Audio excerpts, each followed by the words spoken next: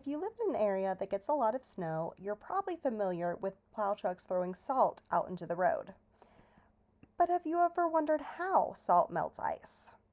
In order to understand this endothermic process, we need to take a closer look at the atomic structure of ice. A water molecule is made up of 2 hydrogen atoms and 1 oxygen atom. The ice cube is a solid, meaning the water molecules have reached their freezing point and are now locked together. They can't move. They just vibrate in place. Solids have low kinetic energy. Now let's add salt. A compound is a substance made up of 2 or more different elements. Both water and salt are compounds. When 2 compounds are combined, we get a mixture. This will be an example of a solution because the solute, salt, will be dissolved in the solvent, water. A salt molecule is a sodium and chlorine atom held together in an ionic bond. As the salt starts to dissolve, you'll notice a brine solution forming. But look what's happening with the atoms. The salt molecules are pushing the water molecules apart. Salt is unable to fit into the hexagonal structure of ice. So the salt is actually disrupting the freezing process.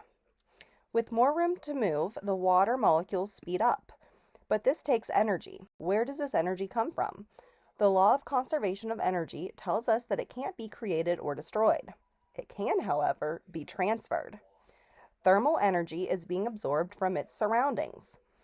If you were to put this ice cube and salt into a tin can, you could easily measure the energy transfer. The temperature is going down. When energy is absorbed, it's called an endothermic process.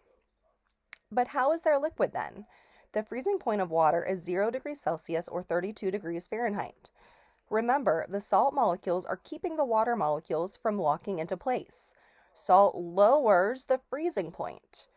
Water can now stay in its liquid form at a lower temperature. Sodium chloride has its limits though. It will only be effective in keeping water molecules from locking into place down to around -9 degrees Celsius or 15 degrees Fahrenheit. Stronger compounds such as calcium chloride or potassium chloride would be needed for lower temperatures. While these compounds are much more effective, they are also way more expensive. So let's take a trip all the way to Antarctica, where everything is frozen except for Don Juan Pond.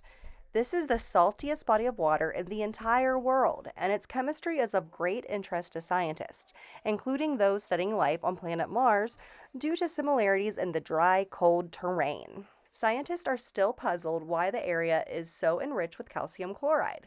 Don Juan Pond won't fully freeze until the temperature reaches -50 degrees Celsius, which is -58 degrees Fahrenheit. Scientists are also interested in the resilience of organisms that habitate salty brine channels in the ice. When seawater freezes, tiny salty rivers and streams form inside the sea ice.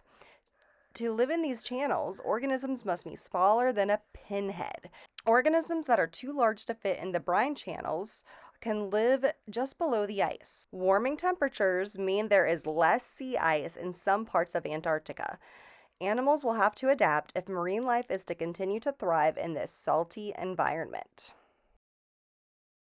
Teachers! Visit the AMC Cross-Curricular store on Teachers Pay Teachers to download a free worksheet. Also, check out the endothermic tin can lab that was referenced in this video.